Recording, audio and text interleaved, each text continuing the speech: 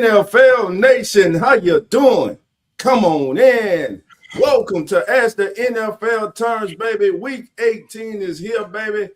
And listen, a lot of things still have to be settled. We had some games yesterday. We had a battle in the NFC South. One team won, but neither team made the damn playoffs. Make it make sense. I don't understand it, man. What the hell is going on, baby? So the two teams played yesterday are now be on their couch watching and pulling for one of the other teams in the NFC South. Man, who also cannot win the South. who cannot win the South. How about that? That is crazy, man. And of course, we're going to talk about that performance last night, man. Listen, shout out to the Seattle Seahawks, who last night clinched the #1 seed and their first NFC West title since 2020 with the win over the 49ers. And it wasn't a win. That was a dominant defensive performance by Seattle. And by the way, the 49ers defense only gave up 13. That was a good defense performance, but Seattle, man, that defense was on another level last night. So I asked this question, and we're going to get to that game. Matter of fact, that's going to be the first game we touch on. I'm going to ask this question. Did they peak too soon? Did they peak too soon with their performance? Just a question out there. Shout out to the 12-man favorite, man, one of our favorites on the show. Shout out to Megan. Congratulations on the #1 seed and winning the NFC West, Megan. All right, family. So, man, Carlos, man, like I said, let's talk about this game first, man. Let's get it, man. The floor is yours, man, because I was highly impressed with the defensive performance by the Seattle Seahawks. I mean, I was impressed as well. And they battled their asses off. And this looks like a championship football defense, right? And my only concern for this particular team was, hey, Sam Darnold in the offense. Well, it's not bad when you just hand the ball off to Kenneth Walker and Charbonnet. They handle business per usual. And I didn't think about that aspect. I just kept saying Sam Darnold. Well, duh. A way to make Sam Darnold more comfortable is by running that football. And they did that. Time of possession. You don't give the Niners any kind of hope to come back in this game if you have the ball the whole damn time. So, I mean, when there's a 2-for-1 pretty much time possession in favor of Seattle, you keep that football. You don't put Sam Darnold in any bad situations. Rarely was it their third and long, but when it was third and long, they found ways to pick it up. Unique ways to pick it up. But this defense, you got to just show all kind of love to this defense, because the last time they played an NFC West matchup, they gave it 37 to the Rams, though. So you're thinking, okay, and that was also an overtime game as well. But you're thinking to yourself, man, like, San Fran's going to put some points up. Can Seattle do that? No. They went into San Francisco, the hottest offense in the league over the last 2 months of the season, and straight up dominated, man. Straight up dominated. And there was no way, somewhere in that fourth quarter, like early fourth quarter, I said there's no way the Niners can win this game, because Seattle is not giving up the big play. They're not. They're going to make you dink it and dunk it. And I said it on my live stream. I said when you have to dink and dunk for about 12, 13, 14 plays, you are probably going to make a mistake, And guess what? When it got to the red zone for the first time and got to the goal line, the mistake was throwing it to McCaffrey. He couldn't hold on to the football, and it went to a linebacker's hand for an interception. That was pretty much the game, because in the NFL, these guys are so smart, they're so strong, they're so talented, they're so physical, that if you start to just go ahead and get 5 yards here, 6 yards there, 7 yards here, 3 yards there, you will make a mistake. That's how the NFL goes, and Seattle was not giving the big play. And shout to their D-line as well. McCaffrey, 23 yards rushing, he couldn't get going at all in this game. Even when he had his little catches, he couldn't break a tackle, and that's very unusual. That means it's a sure tackling team. They're dominating on defense, and they went to your house and did that. Well, now they ain't got to worry about that for the rest of the season. We'll be in our house now in the 12th man, very comfortable. And since they got that, I mentioned on our show last week, since they got that, because I was concerned. I said, well, what if Seattle doesn't win the #1 seed? I'm not quite sure about this team. But if they do win the #1 seed, I like this team chances going to the Super Bowl because of their dominant defense and that fan base behind them going crazy. So the defense really showed out. They're long, they're lengthy, they got great ball skills, they're fast, they're young, they're competitive, and I like what I'm seeing in Seattle right now from that defensive side. Offense, as long as you run that football, bring that running game, bring the defense, you should be good in the playoffs. And for the first time since 2022, Christian McCaffrey did not force a missed tackle. Nope. Crazy. That was the first time that happened to him since week 12 of the 2022 season. So again, shout out to that Seahawks defense, as Carlos just said, championship caliber defense.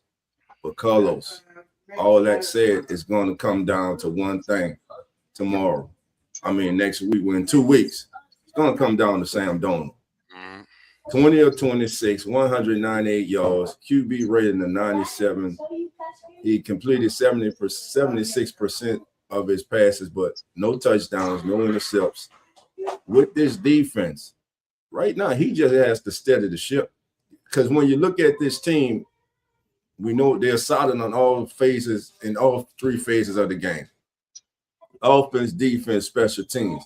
Rashid Shaheed gives them that home run hit on special teams anytime he touches the ball on kickoff or punt returns.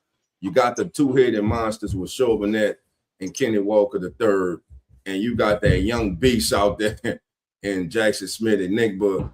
And again, Sam Darnold has made history. He's the first quarterback to quarterback two teams in consecutive years to 12 wins or more.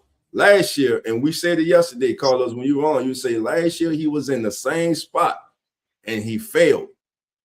He didn't fail this year because that defense, and look, he made the plays, the necessary plays he needed to make for them to win yesterday. And we're being joined by our brother. Well, he just jumped off. Cowboy, where you at, baby?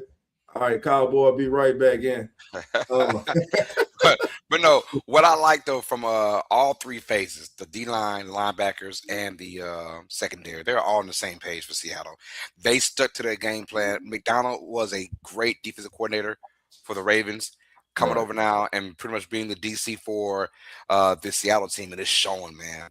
It's showing, and you see what Baltimore's going through this year on defense, right? So it's showing he's got this team glued up at the right time too, and I don't give a damn about a bye week, and it could be rest over rust. I don't care about that. Get your bye week, get your relaxation on because you earned that. You heal up, and then you have the 12th man for the rest of the season, right? And you're right. There will be a time where it comes down to Sam Darnold, but there's also a chance that you can make that not happen, right? Yeah. If you're Seattle, just play how you've been playing. Play great defense and run the football and get Sam Darnold in third and comfortable, third and short. Because San Fran wasn't boasting a great defense. We knew about that. And it came to a point where I felt like Seattle was about to shoot themselves in the foot a few times because you didn't want to let San Fran back in the game. And that made it even more remarkable that Seattle never let San Francisco back in the game because Seattle wasn't putting them away like you thought they should. They had their opportunities, missing field goals. That first drive of the game, they went first and goal from the one. You want to play action and you get a sack. What are you doing, man? Just run the ball for a touchdown. So they were letting San Fran hang around. Yeah. But credit to their defense, they bit, but they never broke at all in this game. And I that's a scary thing because that was on the road, though, dog. That was a road performance. Yes, that's what makes it even more. That was a playoff de facto game. It really was, and we saw our best versus your best, although you didn't have Trent Williams in that game and Ricky Pearsall, Niners has been banged up all season long. So it's even incredible. They're even in this position, in this position, right? So, but Seattle's like, yo, when it's all said and done, we went on the road and took care of business, and now we'll have to reap our benefits, get our flowers, and be at home for the rest of the season. So both teams came in on a 6-game winning streak. 49ers offense came in humming. Yes. So either without their left tackle and their number one receiver, there was no excuses for San Francisco. Seattle went in there and they straight beat them. Yeah. That's all to it. They straight beat them. You had Brock Purdy, you had Christian McCaffrey, you had Kittles, you had Jennings. You couldn't get the job done. So now you have to play wild card weekend. I can see this as a possible NFC championship game. I can, because though we all thought the Rams were the cream of the crop, we don't know what we're going to get from them week for week. And again, really, it's the entire NFL, man. You know, I believe in, as a fan of the NFL, I love that there is not one team that you can just put your finger on and say, man, they're guaranteed to be in the NFC or AFC championship or the Super Bowl, because you don't know. But we'll start to find out next week, man. And again, shout out to the Seahawks. Congratulations, because no one had them winning the NFC, the number one seed in the NFC at the beginning of the season. I know I didn't, but you know, you're gonna have those out there who will not all of a sudden with Nostradamus and say that they did. But congratulations, man. Man, let's move on to the game that started the evening, Carlos. As we go there, let's talk about the game that started week 18 and 16-14 Tampa Bay over Carolina. What was your thoughts on this one, Carlos? This game was ugly. It was ugly, as it should have been. This game was ugly. I'm gonna tell you right now. The Buccaneers are very fortunate to get out of this game. And it's sad because even with the win, now you gotta wait, and you gotta, they're the biggest New Orleans Saints fans right now in the world, and the Carolinas the biggest Atlanta Falcons fans, which is crazy, ridiculous. Crazy. Who would have thought it came down to Saints versus Falcons, right? But the rivalry continues. Another headline for our rivalry, right? Yes. But ain't got nothing to do with us going to the playoffs, which is crazy. We can care less. We can care less, right? But at the end of the day, though, Buccaneers got a desperate win against that Panthers team. Jekyll and Hyde, man. We don't know what we're getting on a week-to-week basis with this team. We know we're giving the Tampa Bay Buccaneers. I'm going to be real. The Buccaneers make the playoffs, man. They getting bumped out in the first round, most likely. They're probably playing either the Niners or the Rams, and so whatever. But when you're talking about the Panthers, if they can make it in with a Falcons win, then the Panthers have a decent shot of being an upset-minded team, but you're going to get a division winner that's under 500. Yes. And probably most likely one and done, but who knows? That's why you play the games. But in this particular matchup, man, the Bucs they did what they had to do. They had to get a win. It was desperate. It was ugly. It was rainy. It was nasty. Guys were taking off their gloves, trying to catch bare hands. Like, oh my God, I haven't caught my bare hands in 15 years. Hey, man, catch the damn ball. Come on. Stop all that playing, man. They made it such a big deal on the game. The guys are taking their gloves off now. Well, I mean, you should be able to catch with your bare hands, right? You are a receiver. So, anyways, but the Buccaneers made it ugly. Panthers made it ugly. Turnovers were there. Somebody had to win. Let's just keep it real. Yeah, somebody had to win. Somebody had to lose. And the Buccaneers fortunately won that. And the Panthers, you win this game, there is no Saints versus Falcons to determine your destiny. You got to win that game, and that's the Jekyll and Hyde part of everything. Like, do we really think the Panthers or even the Buccaneers are good enough to make it past the second round? And I don't think they are at all, man. And this game itself showed it as well.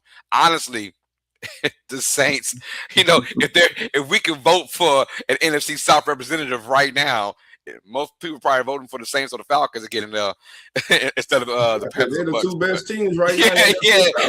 It's you've never seen that before, though, Dolph. Like, at the end of the year, the two best teams in your division aren't going to the playoffs. The two worst teams are the ones that's representing your playoff hopes for your division, and it's rare to see that. So hopefully for the Falcons and the Saints, it could be something for next year. They can get back right for those teams. But anyways, it was an ugly matchup. The Buccaneers won the ugliness, man, and now everything awaits on Saints versus Falcons, man. The rivalry continues, bro. And Cowboy, what was your thoughts on this game? Then I got one point I'd like to make before we move on. I want to make sure everybody can hear me right now. Yes, sir. I'm coming through. Okay, good. I'm trying out something new. Hence the fact that I'm late. Sorry about that. I'm late today, but Guys, I'm excited about today, man. I really am. Hold on. Before you get started, bro. Hold on. Boy, you clean, boy. I gotta get it, boy. I like that. Boy, you clean, baby. This is rivalry. I see you, boy. You clean, boy. You got to stand up for this rivalry, man. The Saints-Falcons rivalry, man. You're talking about the best rivalry in the NFL, bar none. I don't care what nobody's saying about Chicago and Green Bay, Dallas, San Fran. I do not care. This is the rivalry of all rivalries. The Saints versus the Falcons. Falcons versus the Saints. We just need to keep the refs out of it. Just have a good game, man, and like we always do, make it close. A close defensive game, great offensive output, man. I really don't even want to talk about no other team today. I give my input, but man, I am stoked about this game today, man. And I hope everybody else ready to see this game, man. The NFL is ready to see it, but the NFL is right where everybody didn't predict, rather. But the NFL wants it like this, like you said earlier, dog. And like you two was talking about, man. Nobody knows who's going to win right now. You know, everybody's playoff bracket right now is blown up. I mean, this is one of those seasons where you can't put money up right now, to be honest with you. You can speculate, but you can't put money up. But, man, I'm so stoked to see this game today, man. I'm ready. Last game of the season. I should have been there. Life kept happening. It didn't happen. But next season, guys, I'm back to being a season ticket holder. I'm back. That's good. All right. Yeah, next season, I think I'm going to try to make the game out there next season. One of my bucket lists. All right, man. So listen, now, before we move on, here are a couple plays that stood out to me. Right before the half, Carolina's offense finally got rhythm. They're moving down the field, and Bryce Young throws a horrible-ass intercept that is picked off by, I believe it was Parrish for the Buccaneers. The ball was late. It was inside instead of being outside. That was a horrible turnover. And then you're inside the opponent's 15, 20-yard line in the red zone, and you are attempting as a play caller to call the damn flea flicker. I did not even though dog he lost his footing, he shouldn't have tried to throw it. He should have just held the ball. But I didn't like that play call. That was not the right time, in my opinion, for that play call. And Bryce Young, you got to have a more sense of urgency to get on that ball. But all that said and done, they still had an opportunity to win this game. And I said it during the telecast. Bryce Young plays better when they go up tempo and he's not thinking as much. Yeah. When he just is out there playing and just the offense is sped up, the tempo is sped up. And you saw, listen, he made a big time throw. I don't care who it is. You can name any quarterback you want. That forward down 30-plus yard reception, that hookup he made with Teteron McMillan, that was a hell of a throw. And it was on forward down. They needed it. And then the touchdown to Coker, who went up and caught it in the left corner of the end zone, just playing basketball, boxed out the defender. But again, missed opportunities. And what many people aren't talking about also was the missed field goal by Fitzgerald. If he makes that field goal, we could be sitting here today talking about the Carolina Panthers as the NFC South champions instead of having to wait for the Falcons to win the day. Wow. Oh, wait, what? What did you say? What? I say they're waiting for the Falcons to have to win today. That's what I say. Let's get to it, baby. He ready? I'm ready. We ready. Let's get to it, baby. Let's get to it, baby. Let's get to it. Game, there we is, right there. This should be a 325 game with the it should be implications they got, baby. So I'm gonna start with the Cowboy. Cowboy, go ahead, man. You take this with Hey, like I said earlier, man, I'm just ecstatic about this game as always when it comes down to this rivalry, man.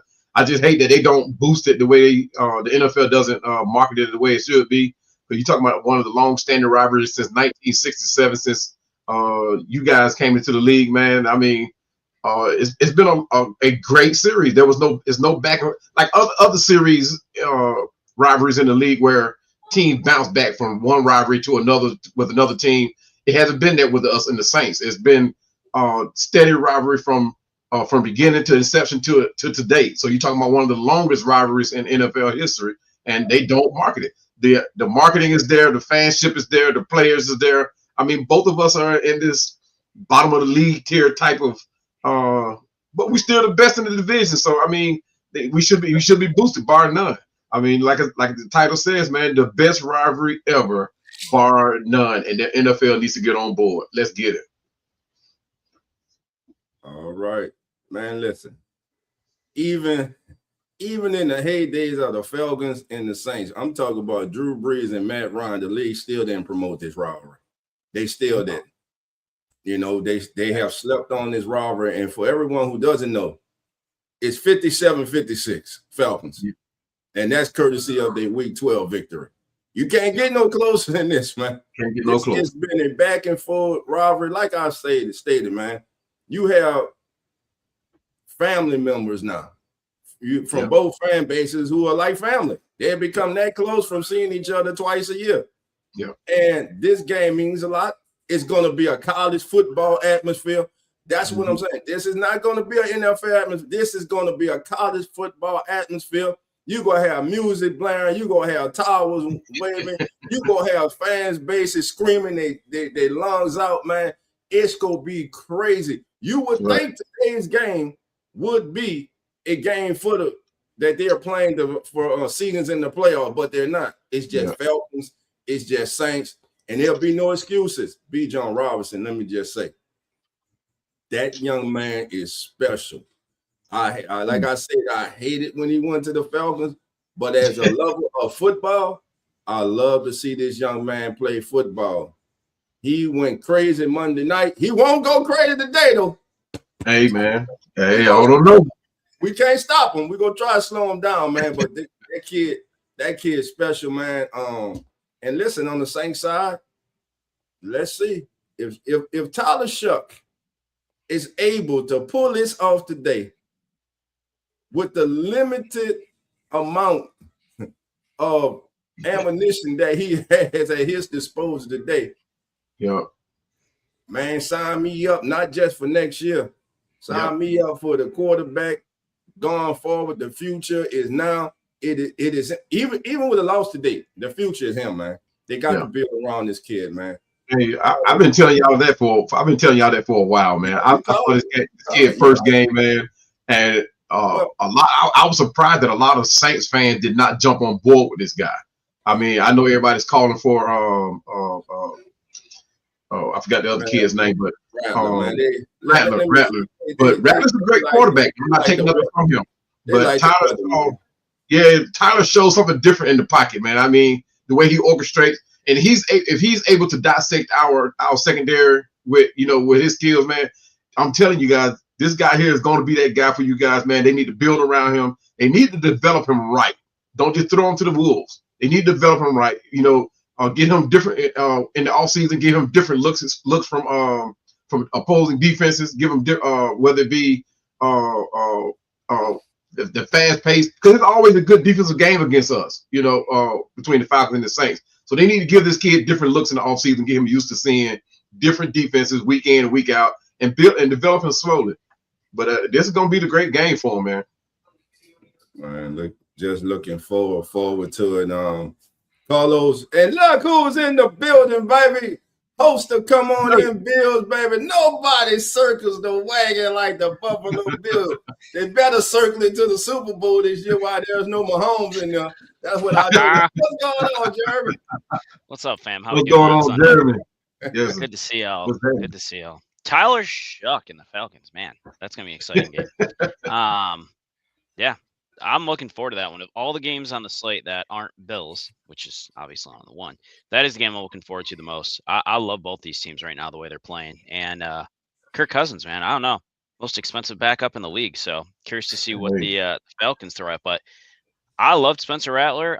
Tyler Shuck, though, man, he has put that team on his back, and he is every bit the real deal, which I can't help but wonder. When you play football in college for like 7 years, does that change the way you see the game? Is he that much better of a quarterback because he has so much experience in college? I'm gonna say no. And see, that's what a lot of people say. He played 7 years in college, but he didn't play that many games in college. Spencer Rattler played more games in college. Yeah. But that's becoming the norm now, though, isn't it? It's just what it is everybody look at his age. Oh, he's 26. He's been in the college. It was got more experience.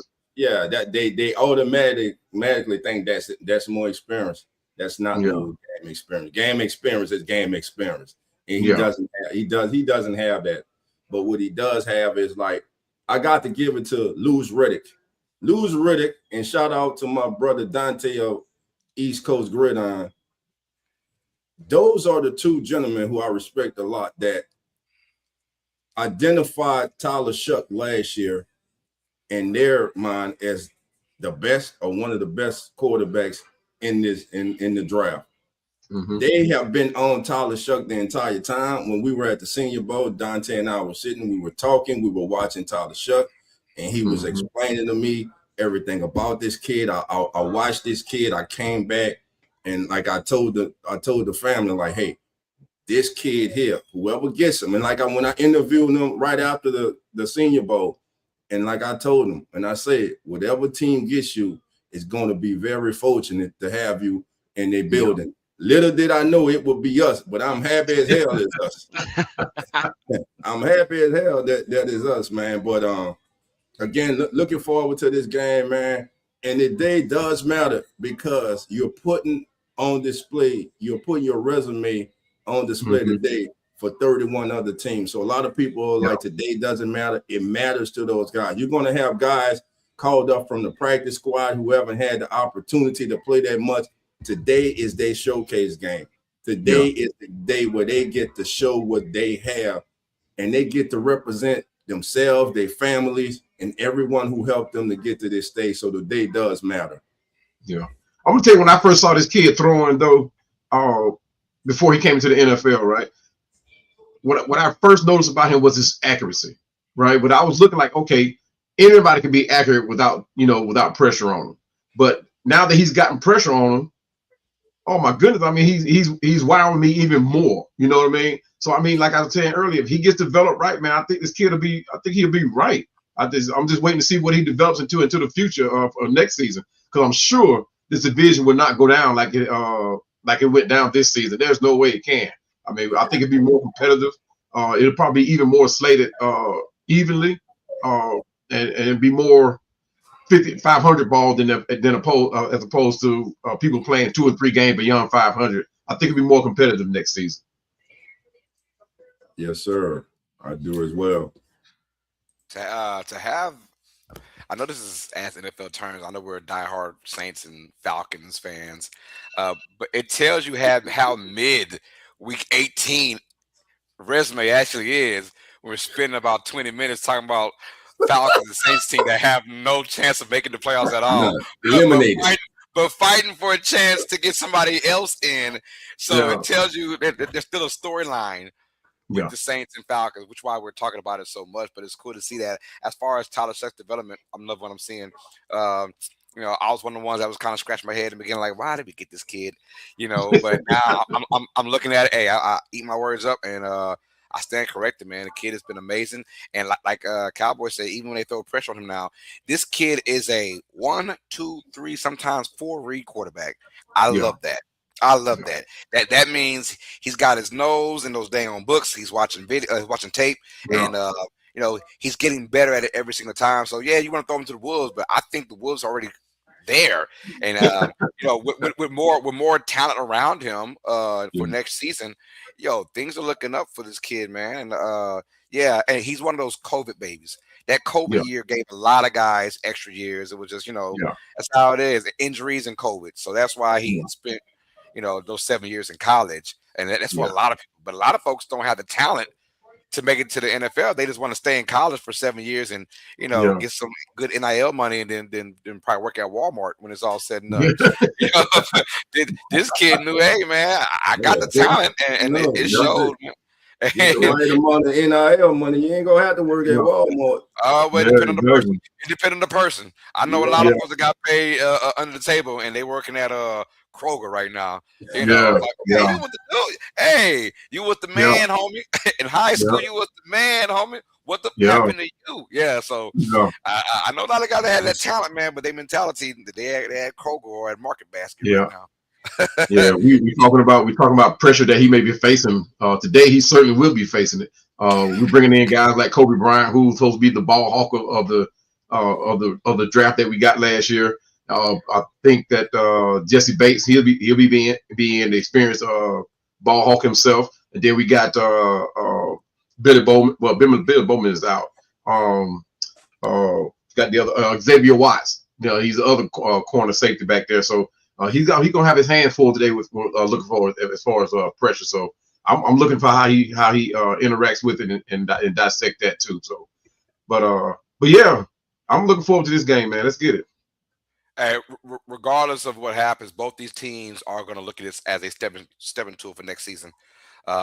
Because we feel like Saints and Falcons, we feel like we're the best two teams in this division, although we're represented in the playoffs. We feel like right now, currently, we are the two best teams in the division. So a lot to go on. And like I said, like Dolph said, 31 teams are looking at these other players too. So you're going to perform, and it's going to feel like a playoff game, albeit it won't be, but we'll just be helping somebody else get the playoffs. It's weird. Yeah. All right.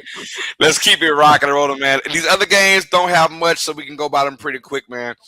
We have the Browns taking on the Bengals. Biggest question for Dolph and company. I'm going to talk with Jeremy first. Jeremy, is Myles Garrett getting that sack record, man? I hope so. I really hope he does. I mean, the guy's just a game wrecker. And for him to not get it would be disappointing. To be that close and to have to just get one more sack with like 3 games left, 2.5 games left, and not being able to do it. I think he gets it. I think he gets it today, but I'm going to be sad if he doesn't get it because he's certainly earned it and deserves to have that record. And regardless, probably defensive player of the year. I don't see anybody else that's going to take that from him based on his season. So either way, it's a win for him. Yeah. I got you, Dolph.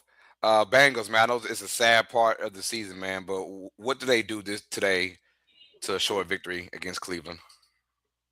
I think the Browns get them today, and just to watch this game. Why are we watching this game? You guys already spoke of it. Can Myles Garrett get the victory today for Cleveland offensively? This is the last audition for Shedeur Sanders for this season. He needs a strong game, because there's a chance that Kevin Stefanski may not be back as the head coach of the Browns next season. So, as I say, auditioning. You are now auditioning for possibly a new head coach in Cleveland or going somewhere else in the National Football League. So today matters, man. Today matters. Yeah. Cowboy, your thoughts on Bengals and Browns? Yeah, man. I mean, the Bengals are on this 3-game win streak. But is it the Bengals or the Browns? No, the Bengals. The thing is, will Myles Garrett get that record? That's going to be the thing. And will Shedeur allow him to get it? So, like Dolph was saying earlier, these are actually auditions for going on to the next season. With Stephen Smith. I know his name. Moving on. Will Shedeur still be there? Now, everybody knows the feud between Shedeur and the Browns and why they think that it had happened. And I didn't know this, but I mean, somebody's wife is now the the wife of the coach of the man that Dion offended some years back. So that could have a play in it. Will Shedeur still be with the Browns? Either way, the big picture is, will the Bengals lay down, or will the Bengals step it up to play to get Myles Garrett his sack, which is going to put some extra money in his pocket, right? And you look at the deal that he signed earlier this season. That is a hefty deal, and to turn around and give him that record money too, you talking about one of the biggest purses probably ever in NFL NFL talk, right? But I see the Browns actually giving the Bengals a play here in this game, not to save Stefanski his job, but just so that Shedeur can get a better look. And I actually think that that he will do it. And I think the Browns will pull this game off. I got you. I'm going with the Bengals to win this one. I don't think it'll be close, but also I hate to be that dude. I don't think Miles Garrett get the record, man. He had 3 games to get it. Teams are game planning heavily against Miles Garrett, and they don't want to be that team, I guess, that gives it a sack record, even though it kind of hurts their offense. You know, they say we'd rather have our offense be hurt, a la that Steelers game. Steelers were having 2 and 3 guys chipping and blocking, and it hurt their offense because they couldn't get anyone out there to get open. So I can see the Bengals maybe doing that, but the Bengals are more of a free-spirited offense, so there is a better chance, and they have nothing to lose. As the Steelers had everything to lose by losing that game, so there could be a possibility. But I'm gonna go ahead and say no. I don't really see it. We'll find out. Though. I hope he does get it though. It comes down to coaching too. Maybe they need to move them around, move them inside. Stop having them line up at the same spot the entire game. So it comes down to coaching too. You know, if you want, hey, we ain't going nowhere. We got a generational talent who has a chance to make history.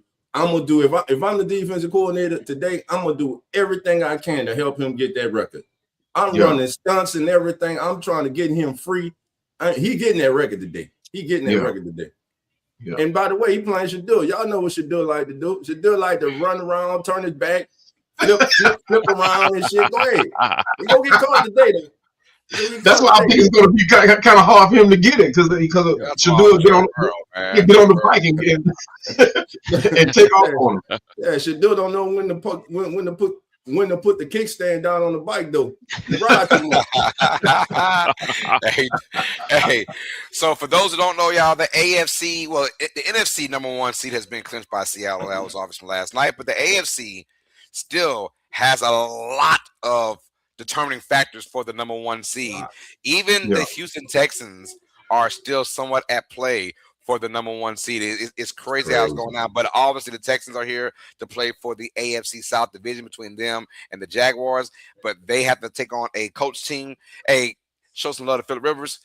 He's done for this season, and I'm pretty sure for the rest of his career. But shout out to Phillip Rivers, the coach who started Riley Leonard today.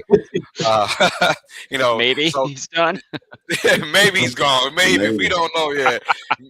I don't know. He might come back for a full season next year, be the backup. He still got that pension, right? Yeah, but you never know. Or start because Dan Jones will be starting for a while with this coach team with that Achilles injury. So you never know how that goes. Yeah. But nonetheless, though, Texas got a lot to play for in this game. A division is up for grabs.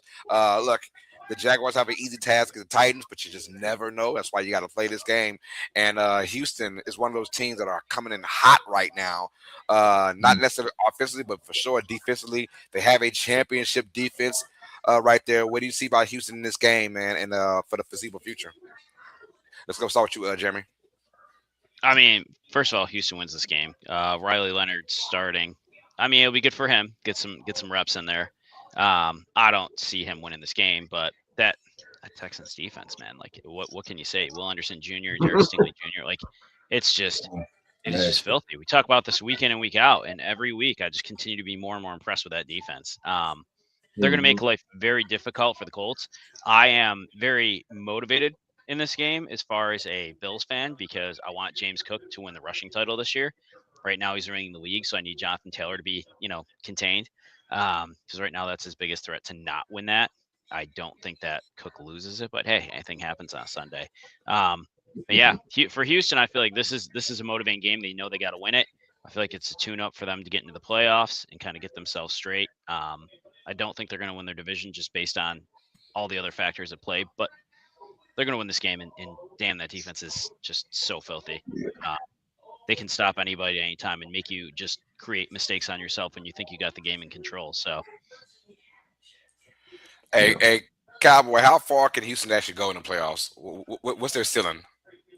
Yeah, I think the only thing that can stop Houston right now is Houston. I mean, you talk about an 8-game win streak.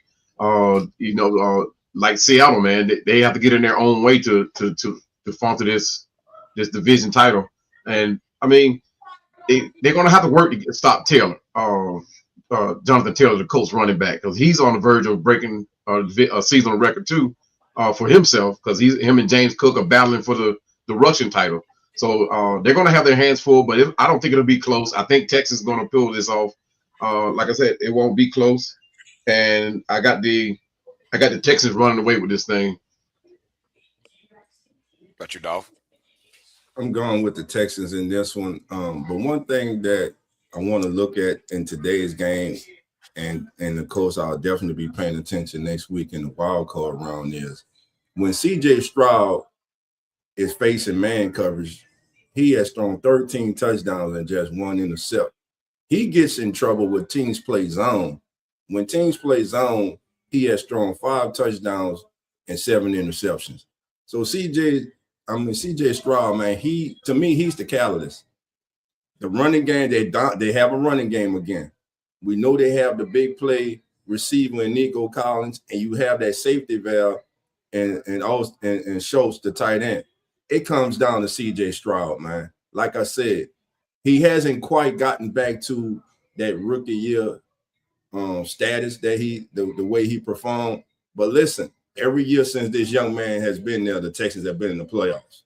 So he's a winner. The head coach is a winner. And Riley Leonard, man, he's in a tough position today against the Texans, man. And that pass rush, look for the Texans at home, man, to close out strong and finish 12-5. And unfortunately for the coach, a season that started out so promising, man, has ended like this after just major injuries, man. Daniel Jones goes down, and it seemed after that, man, it was downhill after that. And let me ask you guys a question. Will Anthony Richardson be back with the coach next year? And if not, would he be one of the most sought after free agent quarterbacks? No and no. No, I was about to say, I mean, AR, you hate to see it because it's so much raw talent. Yeah. But when that is cool when you first get into the league, how can we mold you into what we want? But once you've already been in the league 3-4 years now, that other team isn't going to want to do that. You know, they're not. Like his drafted team, the Colts, were willing to do that.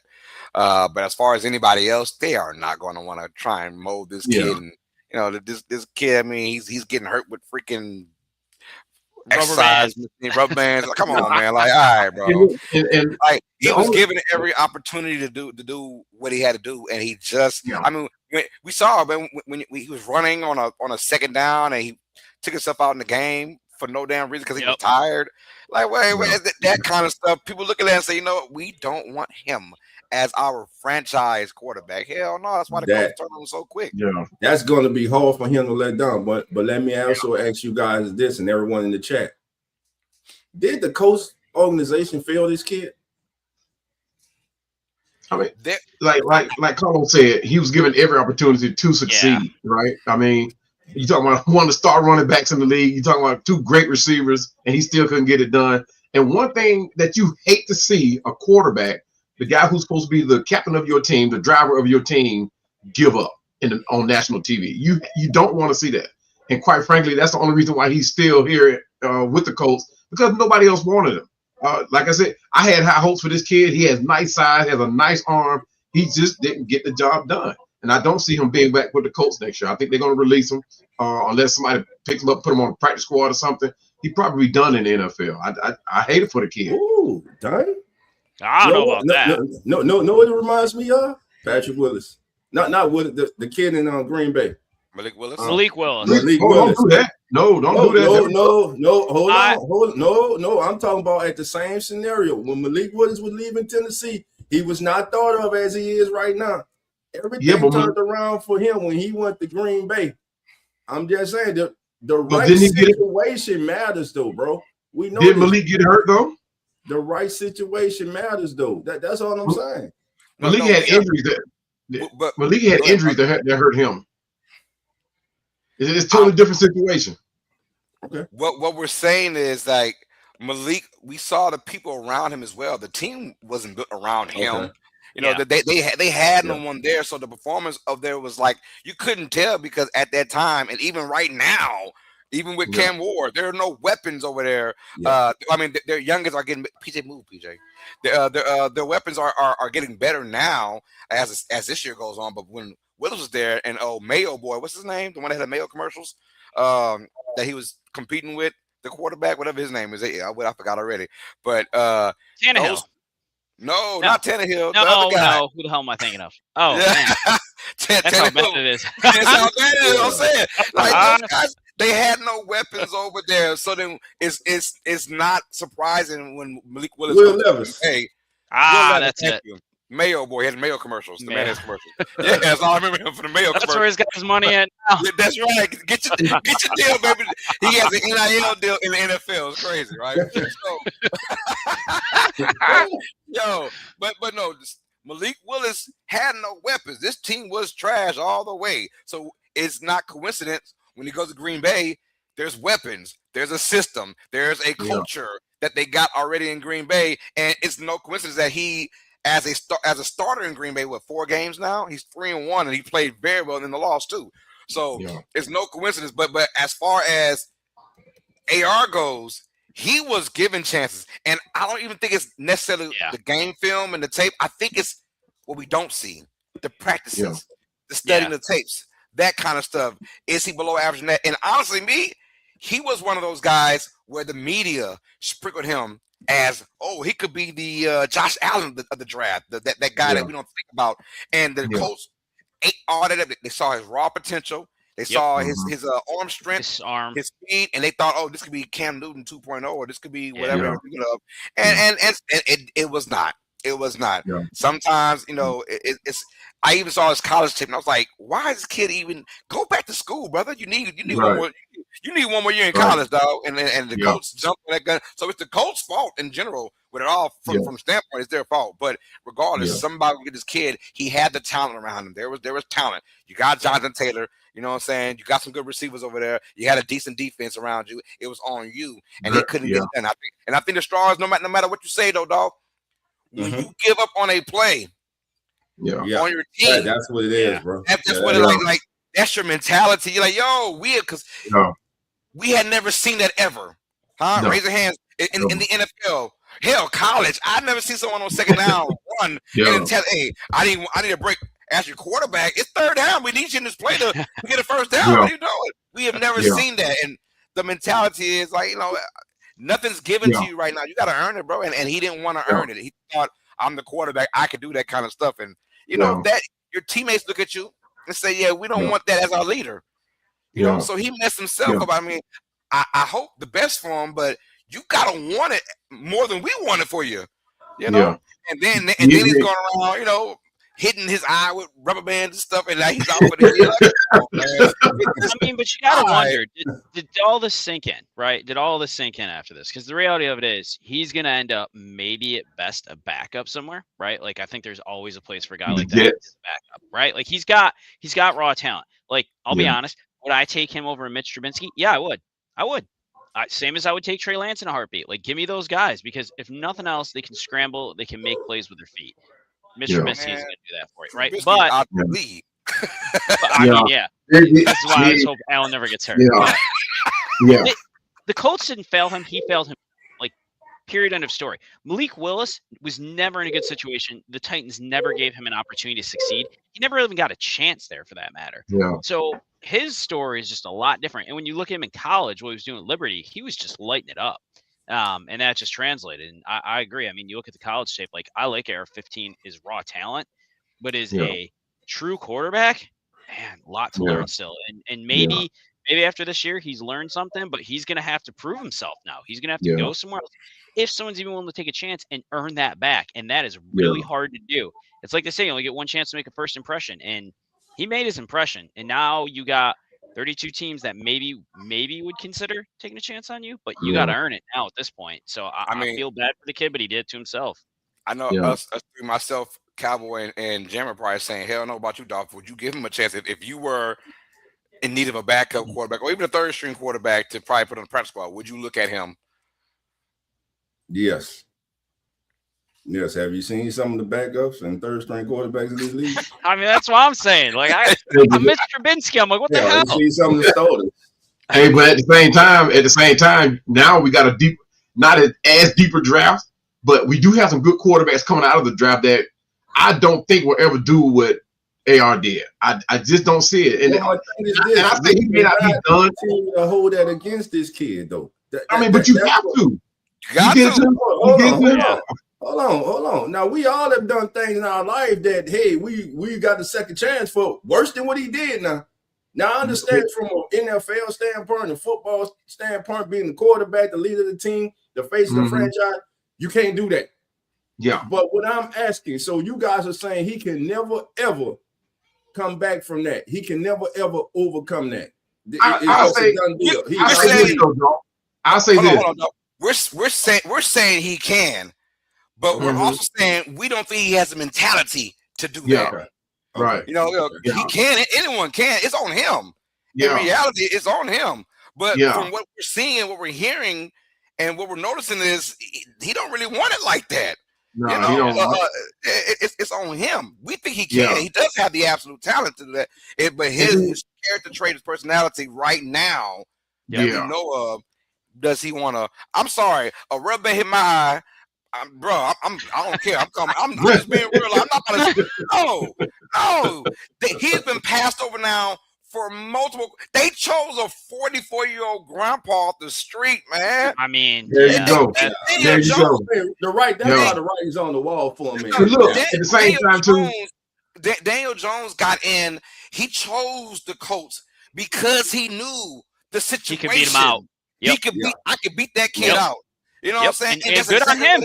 And honestly, I think AR, the battle. They literally just say, "Yep, Daniel Jones, our guy." They didn't go around and say, "Man, this is our future. We got to try him out." No, they saw it in practice. They saw it in the film session. They saw it goes inside the inside the building. They said, "Man, Daniel Jones is light years ahead of this kid. We got to put Daniel Jones." Well, and look what happened when Daniel Jones came in. You got a guy that's coming in not knowing that system. And he takes that team and basically at that time had them as like number one seed going in the playoffs until it unfortunately got hurt, right? AR has been there for years. It hasn't done anything with that. So hey, look, and thing too, like Carlos just said, you brought in a 44-year-old kid. I'm gonna say kid, 44-year-old guy in off the street. A man. He actually performed better than AR did. Now I'm gonna go back on what I said. Right, he might not be done in the NFL. I think he is. But if he has a chance, I can see him going to a team who are in the same position as the Colts, are having quarterback debacles, right? Like the Jets, But he would have to be a second or third string, or even a good look. I really don't think he honestly have a shot at becoming another starting quarterback. I mean, because not easily. Like when he gave up on the team, right? He goes to the sideline. Like Carlos said, there are going to be people around him. They're going to try to build him up, right? When I was coaching, I had this kid, man, that gave up. I'm talking about ball play, every play. But at the same time, I still stuck him out there. And he, when I finally laid into him, every play he was crying. He was crying. But he went out there and he still performed. It did his job, right? Now, you talk about a little kid. Now, you talking about a guy that's making millions of dollars, or supposedly on his way to making millions of dollars, with the franchise in his hands. You do not want your quarterback doing that. You want him to already have that mentality saying, okay, I'm finna own this thing. This is my team. You don't have to go in and coaching the guy up saying, okay, first you already got to develop him physically, learn the plays, learn defenses, and now you got to work on his mentality too. That's easier said than done. That means you got to spend extra money, put this man through classes to teach him not to give up. That you don't want to do. I mean, look at what happened to Justin Fields when he was in Chicago. That man made one statement, and it killed his career. And look where he's at now, trying to battle for a starting position. And that's what you don't want to have to go through. You're talking about you're investing your entire team on a quarterback. You don't want to put yourself through that. I hate it for the kid. I really do. Like Carlos said, you saw the potential in college. Maybe if he had stayed, had it worked out better for him. But he got brought to the stage. Yeah, I mean, it's a short learning curve. You got brought from the draft to the front of millions on the NFL stage. It's time to perform. Not only do you have to own your job, you got to bring a franchise up that's not doing so well, and you got to own it. I got that last question, and we're gonna move on. Is he a bigger bust than Jamarcus Russell? No. No. Easiest question we're gonna have today. Yeah. Absolutely not. When they were giving that man blank Absolutely CDs, not. they get that man blank CDs and said, "Come back with what you saw on a CD," and he made up some shit. Absolutely not, man. Absolutely not. It don't get no worse than that, man. This dude Right. there, he was purple stuff. I can only imagine how the coaches and the GMs and everybody was sitting there looking at him like, Yeah. is this really what the hell we invested in? Right. If I need my money back. Yeah. Now, you know, what would probably have saved him if during that moment he was giving up, if he had said, "Hey, man, my elbow is hurt. Yeah. Or my wrist is hurt. My rib or something. No, Something. Claim you hurt or something." Yeah. But when you hit your helmet like that, that's not saying that I'm hurt. That's not saying I'm hurt. You know, when you hurt, you lay down on the field and say, "Hey, man, I know." But this man tapped his head and said, "Hey, man, no, I can't go no more." Gotta pull some soccer stuff. Just fall on the ground, start rolling around. Something. I'm gonna say this, and we'll dip out. Like, the NFL stands for not for long. There's a reason why the average span of the NFL players 2.5 to 3 years. For every Tom Brady, there's a bunch of ARs out there. So it's just how it goes, man. It's just how it goes. We'll see. Rooting for the kid. I hope all works out for him. Maybe next year, the year after that, someone can take a chance on the kid and see him out in training camp. Right? That's why you have training camp. You come and get guys, and we'll see what happens, man. Yeah. Let's keep moving on, man. Before you go on, Carlos, yes, sir. Before you go on, I got to tap out. So my. Oh man, you wow. I got to tap out right here. Oh man, hey, man, Cowboy, you got to fix that injury. Be like, oh man. You will not be seeing Cowboy anymore. He's cut. He quit on. Hey guys, I appreciate you all having fun as usual, man. It's been a blast. Let's go home and get ready for this. Get ready for this rivalry, man. Best rivalry in NFL football, man. And I'll be ready to come back and talk about it after the game. But if I won't be streaming it myself, but you guys probably will. I don't know, but I'll be back. I mean, I got to dip out for about 45 minutes, maybe an hour. Yeah, and, just jump on with me. I'll be on. I appreciate you guys having me on. All right. All right. Oh, all right, let's keep getting into y'all. All right, Cowboys. I had us talking about the damn AR for 30 minutes, and then he want to dip out now. Oh man, come on, man. Is he recover from the juice? I think he is. I hope so. I don't know, man. He's on that purple stuff. Long as I played him side to side. And what's frustrating about it was he was so gifted, bro. Oh, he was crazy gifted. 90-something yards from your knee. From the knee. Absolutely crazy work. But you know, the Raiders. I mean, you had to take them. You had to take them. Like, I don't blame for taking them. Listen, no one knew what turned out was going to turn out like that. Right. Everybody else was like, "Thank God it wasn't us." Yeah, he's the main reason why though they stopped giving that hell of money to them first round quarterbacks now. I have $100 on Raiders to win Super Bowl. Pays $2,300. Ain't worth it, brother. Nope. Ain't worth it, man. To win the Super Bowl, it not even go there, but to win it, ain't worth it. But about to lose $100. John Harbaugh, and the same offensive coordinator. Go ahead, keep your money, man. Hey, Jaguars got a better chance than the Ravens, and they take on the Titans today, you guys. Jaguars would have win, and I do apologize. The Texans have no shot at the number 1 seed overall, but they still have a chance at the AFC South title. But the Jaguars take on the Titans with a win today. Jacksonville will be the AFC South champions. But did we see the division being pretty much this good towards the end? Toward the Jaguars, the Colts at one point were the best team in the NFL, and then you had the Texans now that are won like 8 in a row, which is going crazy, man. This Jaguars team, what do you see their makeup in the playoffs, Dolph? I see them as a team that can make the AFC championship. They got a running game, they got receivers, and they got a defense. And most importantly, Trevor Lawrence is now starting to play good football.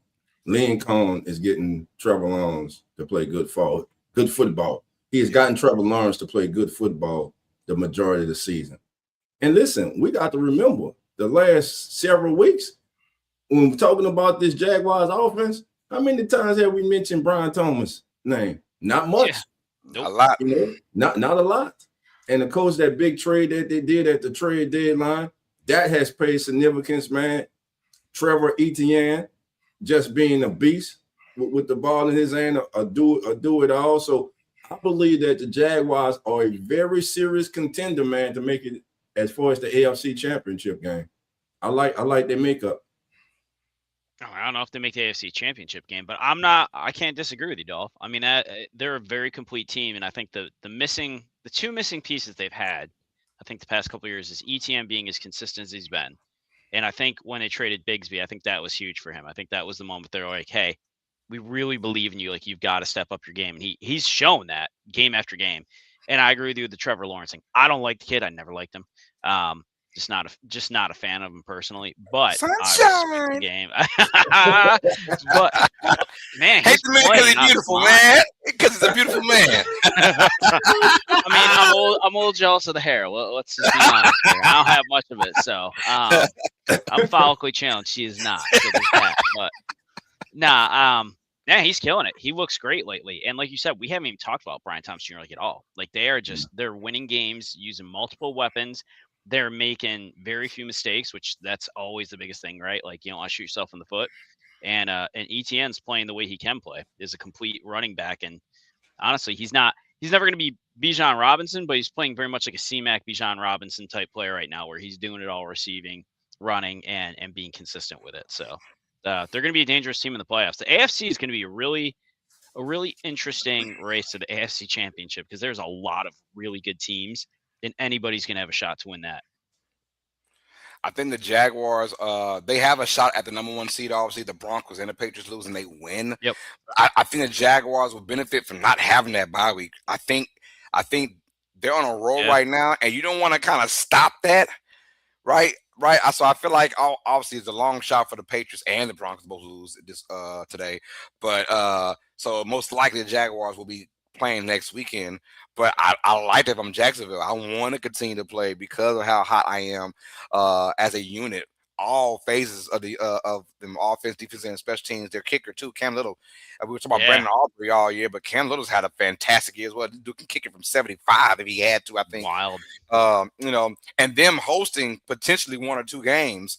It's also big time for Jacksonville as well. So I like this team, like Dolph said, man. The receiving unit, and like we haven't even mentioned Brian Thomas, and for good reasons, because everyone else is clicking, and I'm liking what I'm seeing. And I've always liked Trevor Lawrence. And there were a lot of rumors about Lawrence being traded, or should he? If you're Jacksonville, hell yeah, you don't get a franchise quarterback off the tree that's tough. Get this man. He's a serviceable quarterback, and now he can go from that to maybe somewhat in the elite area next year. And this will be his second time in 5 years or 4 years, whatever. Just 26. He locked himself in after this year, for sure. So I'm saying, like he's a franchise. Do not lose that, because there are teams that are just here to be quote unquote relevant. The Jaguars are one of those teams. They ain't never, ever, ever in their entire life got to win the Super Bowl. They don't care. If it happens, it happens. But they're a franchise that ain't built for Super Bowl. They just want to be talked about a little bit, right? Just talk about us a little bit. And that's what the Jaguars are. You don't want to lose your only talkable person, which is Trevor Lawrence. And then after that, you're back to ground zero. So, yeah, Jaguars could be the team of destiny. But like you said, Jeremy, the entire AFC playoff is going to be crazy. I'm ready for it. All right, let's keep rocking and rolling, y'all. Packers and Vikings back to the NFC now. Quickly, Vikings will start McCarthy. And they're going to pick on a Packers team that's clinched the playoff spot for a while now. There will be no Jordan Love. Is there a Malik Willis sighting in this game? No, he's not playing either. Nope. So, all right, and that made sense because the spread was so long. The spread was crazy, 12 and a half. I was like, why is the spread so much? But okay. But for good reasons, though, because Malik Willis has the shoulder injury, and he is a serviceable number 2. You got to keep him for the playoffs. They're stuck at the number 7 seed. I'd say, does Green Bay have any shot? Not only in today's game, because I'm going with Minnesota, and that defense is so freaking nasty for Brian Flores, but do they have any shot in the playoffs? Because they're most likely taking on either the Eagles or the Bears. So quickly, do they have any shot in the playoffs? Go talk to you, Dolph. Hell yeah, they got a shot. I know they lost Michael Parsons. That's still a good defense. Mm-hmm. Jordan Love comes back. Malik Willis as the backup. They loaded at receiver. Everyone says they don't have a number one receiver. They got receivers who on game day turn into a number one receiver. Green Bay is going to be dangerous. There was no team, Jeremy just said, AFC is wide open. Same on the NFC. It is wide open. You can name any team you want. You can name the 2 teams from yesterday. Every team in this year's playoff has a major flaw. There is nobody who is 2 steps or 3 steps above anybody. To me, it's about who goes in playing the best, and it's going to come down to this old saying that we always hear. Defense wins championships. Defense, the top defense in the playoffs, I believe, leads their team to the Super Bowl title this year. So to answer your question, Green Bay most definitely has a chance to represent the NFC in the Super Bowl. I mean, I can't disagree with Dolph, right? Green Bay's a 7 seed. Like, that's just wild to me when you look at that team. I mean, they're a complete team all around. And I think Dolph said this earlier this season. Maybe it wasn't Dolph, but I'm going to give Dolph credit for this. Maybe it was you, Carl, so I'm pretty sure it's Dolph. That defense at the beginning of the season was not built around Micah Parsons. Micah Parsons came in partway through the season. So you were never relying on him as to be the key focus of your defense. Granted, Hurts, he's gone, but it is not something that is going to be so dismantling to you that you're not going to be able to rise above that. But you look at that team, and I agree with Dolph as far as a number one receiver. You don't need a number one receiver on that team because you have 3-4 guys that can all step up at any time and just go off. Like Christian Watson, right? Like everyone's like, oh, he's not that good. He's not that good. Then it goes off for like 5 receptions for like 120 yards and 2 touchdowns, right? Like, or Dobbs. Like you have all of these players that can step up when needed and rely on. And that I think is actually the better situation to be in. That you've got guys like that. I look at my own team, right? The Bills, we don't have a true number one receiver right now. Like that is one of our biggest flaws that we have, right? We had Diggs, but we didn't have anybody else. Now it's like, we don't really have anybody at the moment to throw to. So I'd much rather be the Packers in that light than where we are as the Bills. But yeah, 7 seed, that team could take on anybody and still win that game. And before we move on, Carlos and Jeremy, I got a question, man. Well, first, here's the question. Should the Vikings be in the market for a quarterback in the 2026 NFL draft? And here's why. When targeting Justin Jefferson this season, J.J. McCarthy or whoever's the Vikings quarterback, they have thrown 10 interceptions. And remember, 2 weeks ago, I said, don't be surprised if you start hearing rumors of Justin Jefferson wanting out Minnesota. So that's the question to you guys and everybody in the chat also. I'm going to tell you like this. Yes and no. They're in a market for a backup quarterback that can be a starter when need be. So they'll get someone up there. You know, I'm saying someone Jacoby Brissett-ish, right? A guy that can be serviceable to a team just in case, right? We also saw that when Murray was serviceable, they said, nah, go ahead and fully recover, brother. You know what I'm saying? Because we rather Jacoby Brissett. And so the Vikings aren't going to – they're going to save face and say, you know what, we draft McCarthy. And I'm pretty sure that because McConnell is the quarterback whisperer, right?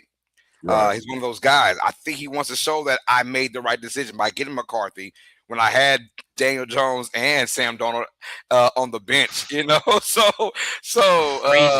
I mean, last year on the roster, I mean, and you saw those guys flourish. He's probably said, I want to create this guy, and you know how it is. Pride kicks in, so they'll be on a market for a really good backup. So don't be surprised if a big name backup player comes to them because like someone like Daniel Jones pinpointing. I want to go there because I have a chance to beat that kid out or a chance to play some games because he's injury prone or whatever. So, yeah, they're going to need that because honestly, Dolph, you're right. You keep messing around and pissing off Justin Jefferson, he going to leave. He going to leave. And kudos to him, says all the right things. He doesn't make it about somebody in Philly. Exactly, right? But we know about his talent. He's arguably the best receiver in the game when he has someone throwing the football. And just this year, it's not like that. Even the last, Sam Darnold came in, but before Sam Darnold, it was kind of tricky. We didn't know what was going on with their quarterback situation. They better get it right, though. They better get it right because you don't want to lose Justin Jefferson, caliber wide receiver. And, they have a championship defense. They do. They have a championship defense and no quarterback to help that out. So we'll see how that goes. Well, they better get it right today. I mean, here's the thing. JJ needs what? 53 yards, I think. 50 something. Between 50, 60 yards to get another 1,000-yard season. He doesn't get that today. That is just I don't have words for that of what that means. So JJ has got to get him the ball. JJ's got to get the ball to JJ. A lot of JJ's going around. Yeah. But yeah, they're gonna go. I agree with Carlos on this. They're gonna go find themselves a good, reliable backup. Whether that's a Malik Willis, right? Malik Willis, free agent after the season. Where does he go? Does he try to be a starter? Does he go someplace where he's got that, like you talked about, Carlos? He's got that opportunity to step in. I mean, he is really, as a backup quarterback, he has put himself in a phenomenal light the past 2 seasons. If I'm Green Bay, I'm holding on to him. Oh, I'm paying that man because he's going to go somewhere. For 1 or 2 years. I got to hold on to you, brother, just because Love hasn't shown any, any ways of being healthy for a full year. So. And look what Malik Willis has done in like interim fits. Like he's come in and he's brought them back to win games. He's won games and he's not even played with that team that much. Yeah, he's phenomenal, man. So if I'm Green Bay, I'm trying to stick with him for at least another year, man. We'll find out. Cowboys at Giants. Look, quickly, I don't know is there any major players not playing this game? Cowboys are only a -3 favorite to win this game. I know it is in New York, and last time these two teams played, it was a shootout. Via Russell Wilson throwing 450 yards passing. It tells you how long this season has been for the Giants. Jackson Dart, though, look, I finished strong, man, but I do not like what I am seeing from the Giants organization with this kid. This kid is running too much, and it's too much, way too much, and. Even when he came off an injury from the concussion this past game, he was still running way too much. I'm like, yo, I got to reel that kid in. Man, settle this kid down. Don't call so many run plays for the kid. It's starting to piss me off in a certain extent because it's almost like, well, the head coach is gone. The GM might be gone too. So it's almost like, hell with it, man. Just do what you got to do because I'm not here anyways. I mean, they got a good running back. They got Tyrone Tracy Jr. I mean, it's not like they don't have a running game. I mean, Singletary, I think, is meh. I didn't love him in Buffalo. I still don't love the kid. But Tyrone Tracy's legit. So, it's not like there's the need to have to run him on all these plays. Like, you're risking this kid's health for the long term of your organization. Like, it's not worth it. Patriots gonna win it. Nah, I mean they've won a bunch, but hopefully not. Hopefully not this year. You're like, yeah, nah. I don't want to see that, man. No, I don't need to see that. The monkey thinks Ravens are winning the Super Bowl. All right, man, they gotta win. Everyone's loving the Ravens. They gotta get in today. Gotta get in first. They gotta get in first. Can't win if you're not in. Yeah, that's right, man. But no. But as far as the Giants go, I think they'll be competitive in this game. We know the Cowboys. Yeah. Do you think? I'm asking this for Dolph. Cowboys was this the most disappointing team in the NFL, or at least on the NFC side? Or can you think about somebody else? Because of the offense that they had, defense they had this year, yes. Because the defense let this team down early in the season. Offense was humming. One of the better offenses in the NFC. They did make the mid-season trade, and you saw a little better performance out of the defense. They moved on from Diggs this week, which a lot of people saw coming. Bland, since he has come back, hasn't quite lived up to the contract that he's gotten. Lived up to his last name, Bland. Yeah. So, I mean, I'm gonna say they one of the most disappointing teams in the league because on any given Sunday, they can beat any team that's gone into the playoffs right now. And a lot of teams in the playoffs right now will have a problem stopping that offense. So, they are definitely up there as one of the most disappointing teams. What I don't like is I don't like wasted years. And when I say wasted years, I look at my own team, the New Orleans Saints, 2014 to 16. Wasted years. Drew Brees in his prime, right? And I feel like it's Dak Prescott in his prime right now. with that 79, offense 79. and can score 40 any given Sunday like the New Orleans Saints did from 14 to 16. We didn't start getting good again until Drew Brees lost a step in his arm, because all that throwing he had to do in 14, 15, and 16 to be 7-9 for 3 years straight. This is the Cowboys that got to look in the mirror like, yo, we have got to intentionally put our marbles into the defense. Because if not, you're going to just keep wasting Dak Prescott's prime years, man, because you only got so many prime years in the NFL until now you're a dink and dunk quarterback like Drew Brees became somewhere in about the 2018, 2019 season. He was still very accurate, obviously, the most accurate quarterback in NFL history, but at the same time, wasted years in your prime, you just don't want to go through that. Like, especially, I can handle a bad offense with a great defense because that can get you further than a great offense with a poor-ass defense. It's almost like wasted calories. And we said about Dak for a lot of his career, wasted calories, wasted stats. You're throwing up, you're getting 300 yards and 3 touchdowns, but you lost by 10 points when in the fourth quarter you're down by 20 and you made it to a 10-point game. That kind of stuff. So if you're a Cowboy fan, you're like, yo, we got to get the defense going on because primes, you don't want to lose that, man, in your prime. I mean, another great year for Dak Prescott for nothing. Next thing has been the playoffs, though. He was an MVP candidate the first 2 months of the season, and they were under 500. But he was playing that well on the offensive side, and that tells you. The same with Drew. Drew was an MVP candidate throwing 5,000 yards, in those years to have us under 500, So you got to get your stuff right, Dallas. I think Giants keep it competitive in this game. Give me Dallas to win barely. It'll be another good game, though. I think Dallas wins by 3. I'm going with the Giants in this one. You going to Giants? Yeah, I think the Giants get them today. I'm just looking at New York, and I'm like, I don't. What's your identity, man?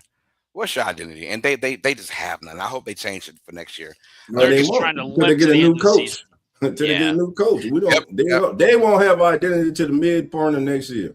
That is true. Mid part of the season. That is true. Hopefully. All right, let's keep it going, y'all. We can quickly go through this. Jets versus Bills. How bad, Jeremy, do the Bills mollywop the Jets? They're only a 10.5-point favorite in this game.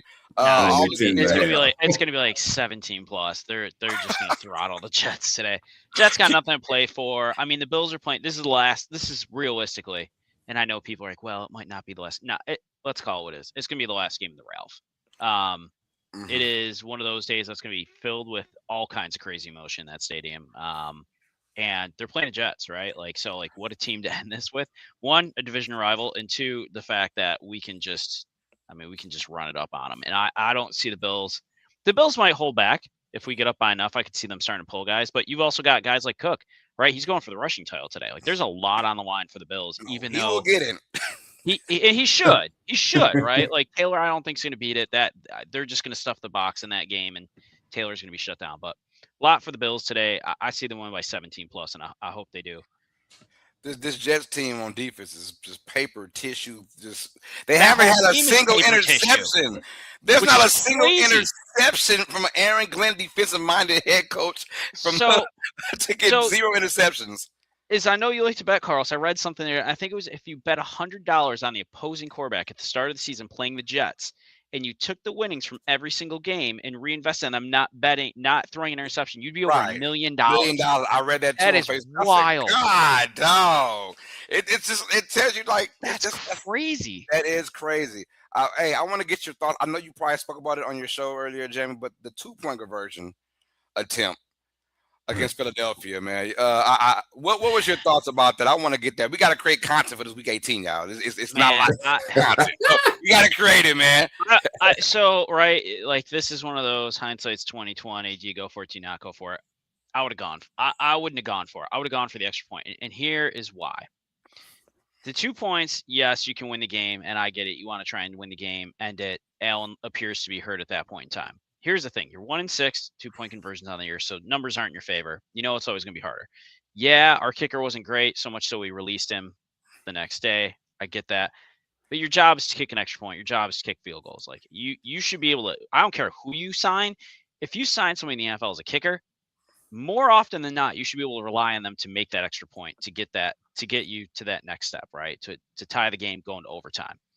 The way they were playing right then and there against the Eagles – They had the Eagles on the ropes. They had what? The Eagles, I think, had 17 yards of offense, not one pass completion in the second half. Like, you had that team on the ropes. You could have taken them overtime and possibly won the game, right? Even a tie. I mean, I don't like ties. Ties are stupid in football as far as I'm concerned. But whatever. You could have gone overtime. You were probably going to win that game. You had momentum on your side. Eagles didn't have a plan to figure it out. I think McDermott, and again, this is me just assuming, right? I think McDermott was worried Allen was hurt, wanted to probably get through that game, wanted to try and just win it then and there and move on. I'm one of those people. I mean, I run a risk management team, right? So I'm going to be way more conservative. I'm going to kick the extra point. I'm going to go into overtime the way my team has been playing and put it on their shoulders to go finish that game. And any indication in the second half, the Bills should have walked away with the victory on that. So I'm pissed. We didn't.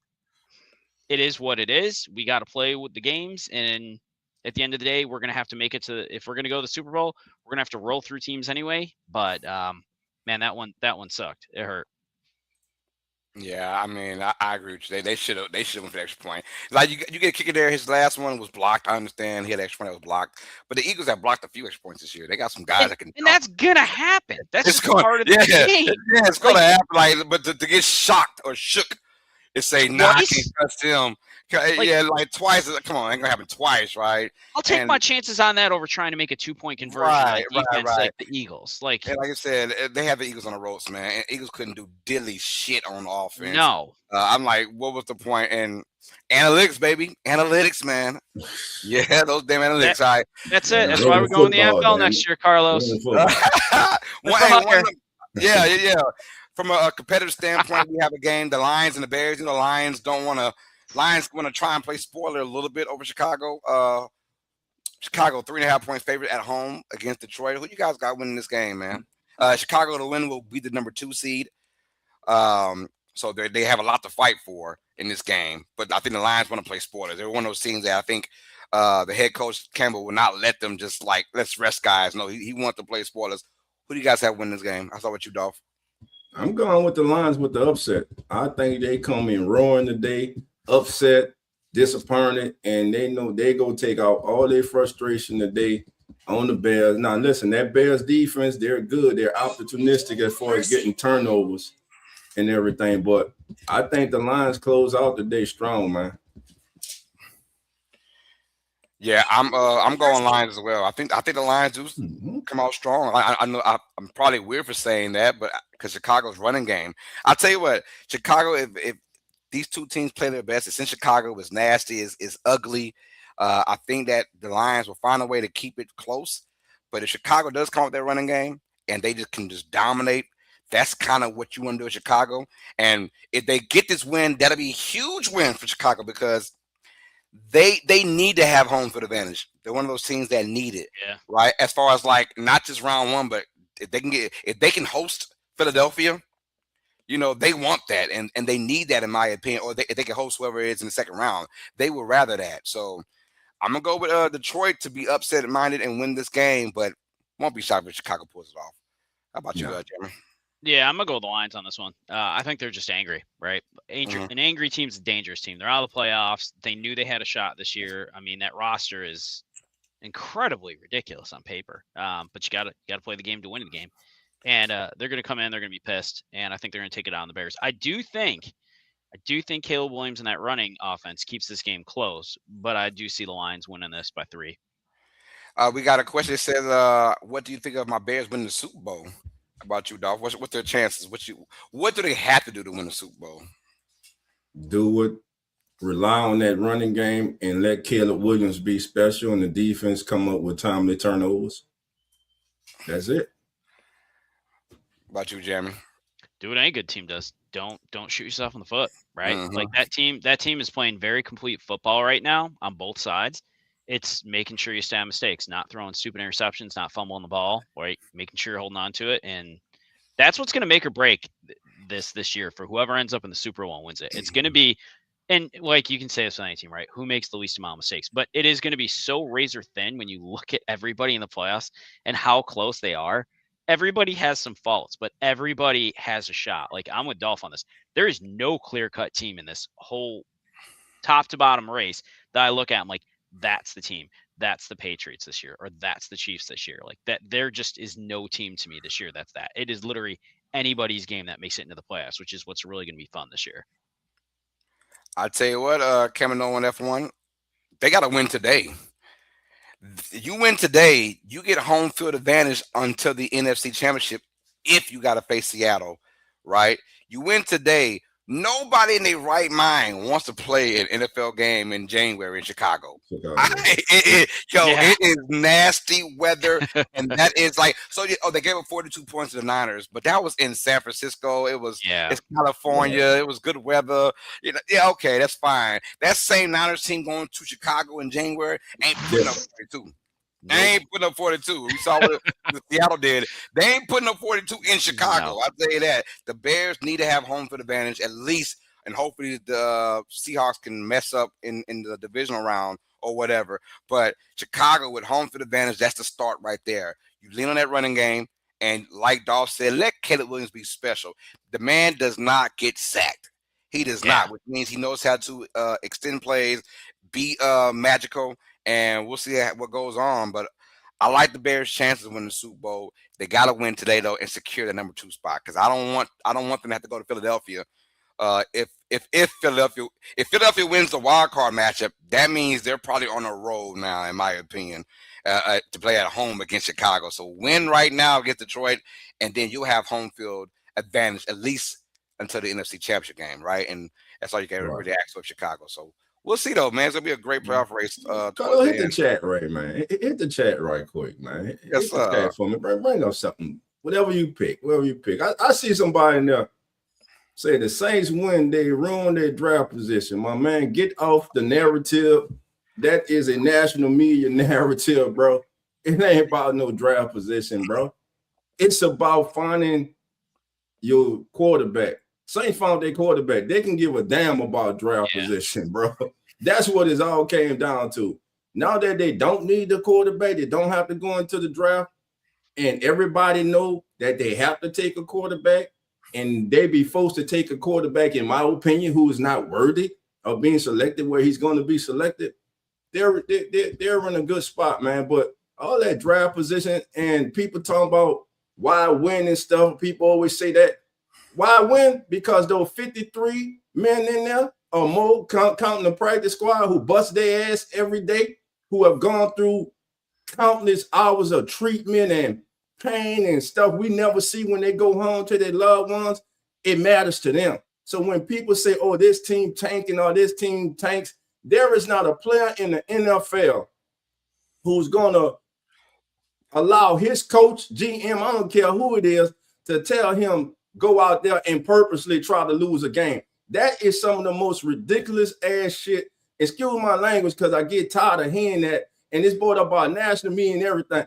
Tanking. Nobody ain't damn tanking. These kids are getting paid, man. You're trying to put film on tape. You're not. About 98, 96% of rosters are not guaranteed to be together next season. So all these kids playing, they are putting out their resume once again for the rest of the National Football League. So the hell with draft position, man. Nah. Yeah, they going out there and try, man. Next, Carlos. Speaking of the Bears, I want to bring this up quick. And I'm not one to care much about this because it's not going to be Allen. And May is probably, I'll say, deserving of it. He's done a fine job with the Patriots this year. I'll give him credit too. But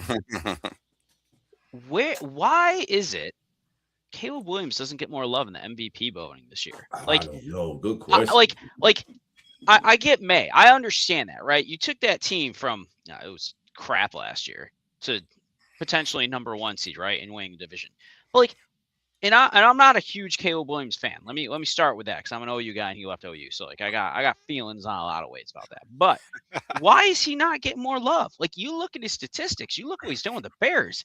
He is not being respected at all in that race, on any level. And I'm just kind of shocked by this. I've been trying to figure out what the reasoning is for it, and I can't understand other than, do people just not like him? Because what he's done with Chicago this year is damn impressive. And he's just, you look at the numbers and he's just not getting any respect on it.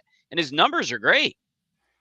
Yeah, you just look at the stats. It's not great, but it's also not Drake May stats. It's not Matt Stafford stats. So I mean, and if you look throughout the entire NFL, there's not that many MVP candidates. No one's really standing out Agreed with that. this year. So yeah, I get it, Caleb Williams, but we all know that it's a lot to do with Ben Johnson's style. And Ben Johnson, say he put a lot of points on the lines, he still wants to run that football. He had that two-headed monster in Detroit, and now he's got a two-headed monster with Monangai. True.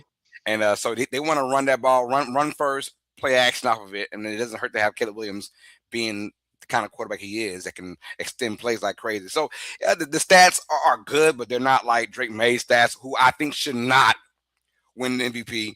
You got to eat ass. Oh, no. Who are you giving it to?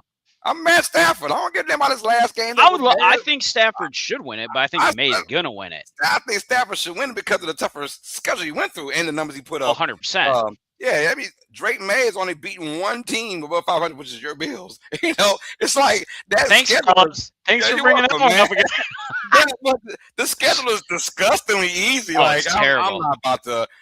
Yeah, I mean, when you get the Jets twice, you get the Dolphins twice alone. It sounds like Brady-ish, right? Yeah. But Brady had already built he won the playoffs though. So do you think Drake May wins it, or do you think Matt Stafford wins it? We know who you want to win it. I want Matt Stafford to win, and I think Matt Stafford still wins it. Obviously, if Drake May goes off against a feisty team this week and put up another 4 tutties and whatever, they'll give to him. I hope not. I hope he doesn't win it. I hope he has a successful game, obviously. But I'm going with Stafford, though. I think just because Stafford could be on his final hurrah.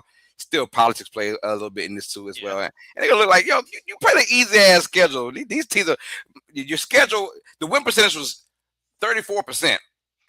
That's your win percentage against the teams of currently right now that you played against all year. 34%. That is not good. That is not good at all. And but you don't get to decide the schedule. You get what you get. That is true, too. That is true. But I've seen that schedule. Take the Niners a lot harder. Twice. You played against really good teams this year so far from the NFC side of things. And I need Matt Stafford to win that. But I got to address this, man. I just talked to you, bro. Let me talk to you again. Come on, let's go. Talk to you again, bro. Caleb was so bad last year. Man, do you just like hearing yourself talk, or did you watch football last year? God damn, the kid threw 20 touchdowns, 6 interceptions last year. He had a QB rating of 87.8. He passed for over 3,500 yards for a 5-12 team that everybody knew had coaching problems and a little talent problem in protecting them. Ben Johnson comes in. What does he do? He solidifies the inside, the guard position. He keeps his quarterback upright. He's a offensive innovator. Everybody knows that, man. You talking about last year, here we at the end of the 2025 season, and you talking about Caleb winning the Bears won't win because he was so bad last year. And then you're talking about Drake could win it because he wasn't that bad last year. Man, stop, brother. If you go research, do real research. Stop with the BS. This ain't the show to come on here with that BS, bro. If you go be about it, bro. So I don't know who. And then you're talking about Derrick Henry for MVP. Man, stop it, man. Let's move on, bro. All right. Quickly, we can talk. We go at it every week if you want. Eagles versus Commanders, man. And I'm stamped, dude. I'm stamped. Eagles win this one. I think close games. I think Commanders. Josh Johnson kind of makes it close a little bit. Hopefully, the Eagles dominate this one. I really want to see them dominate. They should. They beat the Commanders a couple weeks ago in Washington. They should beat them in Philadelphia pretty easily. But I saw it's on like a 3-point spread. So NFL might know something we don't know. I don't know. But your thoughts, Eagles and Commanders, Jeremy? I mean, Eagles should win this one. I think the reason for the spread is I think the Eagles are trying to figure out where the hell their offense has gone to lately. That's true. That's true. I think until they figure out how to rate that ship, I think a lot of people are looking at them of like, are you going to be that team in the playoffs? Are you going to be that team that everyone's scared of? Like, scared of your defense? Yeah. Scared of your offense? Not so much at the moment, right? If I'm them, just give the ball to Saquon all day. Something right. I got you. What about you, Dolph? Man, Eagles, man. Eagles easy. Eagles easy. Eagles need this win. To me, they need they need to go into the playoffs on a high note, feeling good about themselves. Agree. So they need a really good performance today against an undermanned Commanders team. They should win this game pretty handily, man. I agree. If there's one team that needs to go out on a hot note, it has to be Philadelphia, because right now their trajectory is probably one and done as the host team. Yeah, they're them and the winner of the NFC South. Those two host teams are looking at one and done spots if they don't get their stuff together real quick. There is no way the Eagles gonna be one and done. But I hope not. I'm just saying, but as one of those teams, they have they're one of those shots. I mean, you take it on Super Bowl champion. You could play up to Green Bay, Rams, 49ers, the three teams you're looking at to host. So be careful. Get your shit together right now. Cardinals and Rams 14.5-point favorites. Look, Sean McVay said we're going to start everyone. We don't give a damn about seeding. We're going to start everyone. I wonder how long they're going to last. Yeah. Starting everyone and finishing with everyone's a different story. Different story, right? Rams over the Cardinals for sure. I'm going with that, man. Rams can either finish 5th or 6th, depending on what they do, obviously. If they want 5. They want 5 bad. And I told folks, I said, I don't want to hear that crap about Sean McVay saying, oh, well, we're going to start it. No, you're starting because you want to win and be the 5th seed because you want to play either Carolina or Tampa Bay. And you want that. So I think that's why they're going to play. And I think once they get a substantial lead, they'll probably start letting guys go. Or Arizona can make it a game and keep those guys out there. And now you're running risk again. Brissett throwing for 300 yards. He's out there gunslinging left and right, man. I love it. I'm here for it. I got Rams in a blowout. I think Rams blow them out by 20. I'm for sure. Yeah, I'm going to go Rams 36-16. How about you, Dolph? Man, they pissed off about what happened to them Monday night in Atlanta. So yeah, I'm telling you, they win this game. Look, they came back in that game, but were unable to finish. McVay, he's upset. This team's upset. They need this game, man. They need this game, and like you said, Carlos, they want that 5 seed. And listen, no disrespect to the 5 seed. I mean, to the whoever's the number 4 seed, whoever, Carolina or Tampa Bay, but going against this Rams team, and believe it or not, that loss against the Falcons may have been a good thing for the Rams. Yeah. So I'm looking for the Rams, man, just to mollywop the Cardinals today. Chiefs and Raiders don't even matter about that game. We'll keep it pushing, man. There is one thing. We got a question. Pete Carroll.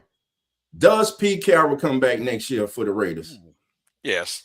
Yeah, okay. I don't see that changing. Not this quick, but he's back. They have the same type of season next year. Yeah, he'll be done next year. Yes. But all the decisions to bring in Gino, all the decisions he's made this season, all the people he's brought in, I'm just saying. You're right, but you got to give it a chance too, right? Because you got to look at what he's done previously, taking some of those players and putting them in that system and then bringing them in, right? Like you got to give that a chance to see if it's going to work. Didn't work, so I think he gets another year. But I think if going into next year and halfway through the next year, they're performing like they are now, I would not be surprised to see him out. Okay. All right, Dolphins and Patriots. Dolphins have a slight chance. They could be upset-minded in New England, but I mean, go Dolphins. Yeah, go Dolphins, right? I'm going New England to win this game. They're going to start Quinn Ewers, who had a good game against the Buccaneers, but I don't see the Dolphins keeping up with them. Your thoughts about this, Jeremy? No. I mean, A-Chain's the only guy that's going to be able to keep this game close for the Dolphins, if anything. I mean, Quinn Ewers has looked good. It's going to be interesting to me as a Bills fan to see what happens next year with that quarterback room with Tua and where he ends up and how that goes. Everyone's like, well, he's going to be gone. I don't think he's gone because I don't think anybody wants that contract. And with his health concerns, nobody's willing to take that. So I don't know what they're going to do. I don't know. I think McDaniel will be back. I wouldn't be sad if they got rid of him. I honestly I don't particularly love him as a head coach, but I wouldn't mind taking him as an offensive coordinator. I think he's got a lot of good ideas. I think he's actually a decent coach in that respect. But this is Patriots all day, and I hate to say that. I hate to say it for either team, but especially the Patriots. All right, we pretty much have our game of the week, man. The Chargers and Broncos. I wouldn't call it game of the week, but no, Trey Lance is starting. There's no game of the week there. Trey Lance. But I like Trey Lance. Trey Lance is going to show folks why. Nah, lie. No, you're not. You know what? But what if he did? What if he? Let's just say it's okay. Let's go on and say that. Devil's advocate. Let's just say Trey Lance comes in and lights it up all of a sudden. Does that do anything for him? I mean, granted, there were such high hopes for him with San Francisco leveraging the franchise on them, and I think it was last week's show. It was like, man, thank God Brock Purdy worked out for them, because if not, they'd still be paying the piper on that one for years to come. But man, I always like Trey Lance. I still think he always had potential. He's not AR-15, right? Because I think he's more polished in a lot of ways, but he still has such raw ability that I think they could do a lot of crazy things with him in that offense if given the opportunity. So Chargers could be an interesting game. I don't think it's the game of the week, but I think it's going to be an interesting game just because I want to see what he does with a full game. Like you said, Dolph, this is an audition for 31 of the teams right here. Yeah, it's an audition. For sure. That's what it is. I'm going with the Broncos to win this one easily. Broncos win this one. They're trying to fight for that number 1 seed, so they got a lot to fight for. And I hope they get the number 1 seed. I do. I don't want it to be the Patriots, so there's that. Yeah. I think Trey Lance is going to run for his damn life in this game, man. I hope he can do something good with it, man. The Chargers are just stuck where they're stuck at. They don't give a damn. They don't care. They're like, look, we in it. Let's get healthy and let's get ready for the wild card round. So I'm going with the Denver Broncos to win this one. Here's your game of the week for real now. All right, last one on the docket, man. We have Sunday Night Football this week, game 282 of the NFL season, and a good one. Winner takes all, loser is out of there. So the winner of this AFC North matchup will be AFC North champions between the Baltimore Ravens and the Pittsburgh Steelers. Lamar Jackson is going to return and be the starting quarterback. And, of course, A-R-R-R, whatever the name is, A-Ron. A-Ron. Yeah, A-Ron. I messed all that up. A-Ron Rodgers is going to be without DK Metcalf yet again. Who wins this game? The floor is yours, Dolph. Ravens, Steelers, who will represent the AFC North in the playoffs? My God, man, could we see the end of an era in Pittsburgh with no DK Metcalf? What happened last week against Cleveland? Lamar Jackson coming back. I believe today Mike Tomlin will coach his last game as head coach of the Pittsburgh Steelers.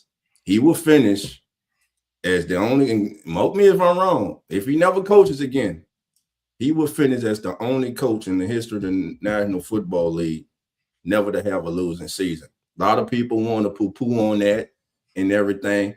A lot of national media say, well, that's one of the most overrated stats there is. Why? Because it's Mike Tomlin? Because he's not a coach. He's a no BS coach. He's not a coach that kisses your rear end. That is hard to do. And let's be frank about it. He hasn't always had the best rosters in Pittsburgh. The man won with Kenneth Pickett and Mason Rudolph. So again, I just think that today, man, I'm going with the Ravens, man. I think an end of an era comes in. Without a doubt, Mike Tomlin would be the hottest commodity on the free agent market, player or coaches. Let's get it in. I'm going with the Steelers. Ooh. I'm going with Pittsburgh to win this game. It feels like all the chips are against him, but I like TJ Watt coming back. He said he's healthy. I like Calvin Austin coming in as a receiver for Pittsburgh. I think Aaron Rodgers was built for this kind of moment. If you put any other quarterback, the Mason Rudolphs of the world, whoever they had before Mason Rudolph in this game, I will go easily Ravens, but I think that Aaron Rodgers is going to lead this team to a victory. And I'm going to tell you this, I'm going to tell you right now, I think Pittsburgh wins via the running game. Run it down Baltimore's throat, time possession, make it ugly, and they're going to find a way to shut down Derrick Henry because Lamar Jackson's back, and for some reason Lamar's there. They don't like to run the football. I feel like it's one of those games. This is a playoff game, obviously, a playoff de facto game. And in these moments, can Lamar Jackson rise to the occasion? I don't see it. I'm not saying Lamar is done, but I feel like his best years are now behind him, and I'm going to keep that real. And I think Pittsburgh, even without DK Metcalf, they will slow this game down, grind it out. I'm going with Pittsburgh to win a nasty, ugly game. 20-17. Pittsburgh will be your AFC North champions. What about you, Jeremy? All right. Wow. Man, so I go back and forth on this one. I think both coaches right now are playing for the jobs. I think both teams need to win this game for their coaches. I think Harbaugh, if they lose, has the potential to be out. I do think if the Steelers lose, I'm with Dolph on this. I almost think 100% Tomlin's gone. I think he's been on the hot seat for quite some time, right? He is a good quarterback good coach, but also an average coach at a lot of times, right? Like, it's great you get into the playoffs, but you got to get beyond just getting in the playoffs every year. Like, I even look at McDermott, same thing, right? Like, right now, look at him as, could he be on the hot seat depending on what happens to the Bills? If we lose in the first round, right, is he gone? I agree with you, Carlos. Aaron Rodgers was built for this, and I want to pick the Ravens. Let me start with that, because I want the Ravens to win this game. I don't want the Steelers to win this game because I don't particularly care for Aaron Rodgers. I think he's a good quarterback, but not my favorite quarterback. And honestly, there's a part of me that wants Mike Tomlin to be gone from the Steelers, and not because I dislike Mike Tomlin, not because I dislike the Steelers, but because I just want, is having a best friend who's a Steelers fan. I want more for them. I want them to be able to really flourish if that's the case. And I feel like Mike Tomlin we're far past that point, right? But I think Aaron Rodgers is going to pull this out. Aaron Rodgers is one of those quarterbacks. He's part of he's the kind of end of an era of quarterbacks, right? Like, you see those, I feel like, as we grow up, right? As we all get older, right? We got those quarterbacks that you like grow up with. Aaron Rodgers for me is one of those guys. I feel like we're kind of at the end of that, you know? But I think he's not done yet. He finds a way to win. He finds a way to just do the things you don't think he's going to be able to do. When the chips are stacked against him, like you said, Carlos, he finds a way to win. And I don't think the Ravens have that in Lamar Jackson and Derrick Henry. I really do. Thank you. I mean, Steel City 8-4. Look, I get it. I've watched him for years coaching that team, and I think he's a talented guy. And I love the fact that he's a man's coach. Like, he's not going to baby you, like Dolph said. He's not going to sit there and kiss your butt. He's going to tell you how it is, like it or hate it. But I think there's a level of respect amongst his players and other coaches in the NFL of what he does with that team. And he has had some very mediocre teams, and he finds a way to win. But it goes beyond winning. It goes beyond taking it to that next level, and he hasn't done that. And I think Aaron Rodgers had a chance to come back from his lost season with the Jets and step into the Steelers and make a difference. And I think this putting him on this stage at this point for everything that's, the next step, he's gonna come out and he's gonna win. It is gonna be an ugly game though. I'm gonna go 24-17 Steelers. Okay. Go ahead. Y'all know the Rooney family. The Rooney family is not going to fire this man. I'm just coming. No, it'll be mutual agreement. No, they're not going to do that. No, he will be here next year. He will be here. Okay. I don't know. Yeah, he would. We heard this talk forever now. The man, especially if he wins today. Now, he loses, there could be a slight chance. If the Steelers do win the game, 100%. But even in that though, like he's one of those coaches. He's getting picked up 1 minute after he's fired or let go. Sure. He's getting picked up ASAP. Why would you let someone like that go? Like, what's his name? Sean Payton. Hey, I want to take a year off to change my. Wait. Well, in this but contract, is just having a winning record good enough? Does that constitute keeping him around? When was the last time he had an elite team, which was with AB and Ben Roethlisberger, the Killer Bees, right? Agreed. They were 12-4, but you had Tom Brady was there, and then sometimes Tom Brady just ran that. He ran it, and then you had the Chiefs. They just run it, But you keep. I wouldn't lose a good thing. Go ahead, dog. Go ahead. I know you got a lot to say. Because you got a lot. If he's an average coach, give me an average coach that hasn't had a losing season, has won AFC North championships, has won a Super Bowl. There are so-called above average or offensive-minded coaches who haven't come close to doing anything that's on this man's resume. As Carlos said, if he decides to walk away from Pittsburgh, if they agree to part ways, he will not be on the street one single minute before his agent phone is blowing up with teams in need of a head coach calling to get him in there. It is not. And Pittsburgh, be careful. Y'all, you say, I understand y'all frustration, but man, y'all are going into the last game of the season with an opportunity to win the division and advance to the playoff. Be careful what you ask for, because if he leaves, I guarantee you the next coach come in, y'all won't be in this position. Y'all ass will be picking in the top 5 probably for the next 3-4 years. It ain't as easy as y'all think. What has happened in Pittsburgh doesn't happen everywhere else. Y'all are blessed. I understand y'all be frustrated, but you're in the fight. Every year you had the opportunity, though. You got in the dance. No, you didn't advance. One time you did. You got that ring. So I'm just saying, be careful what you're asking for, because you can be like a lot of teams around this league looking for a head coach, a franchise quarterback, and it may not work on that first hire. I'm just saying. I will say this. I'll end with this, which is if you're the Steelers and you're going into this game, you gotta feel pretty good with Aaron Rodgers, your quarterback, and Mike Tomlin leading that team though right now. Like, you got to feel good about that going up against Harbaugh and Lamar Jackson, who Lamar I don't believe is 100%. I think he's just still hurt, and he's just playing through what he's got. All right, Dolphins, let's get our straight baller this week, man. Let's get it, baby. Straight season, baby. Last one for the season, baby. Straight ball.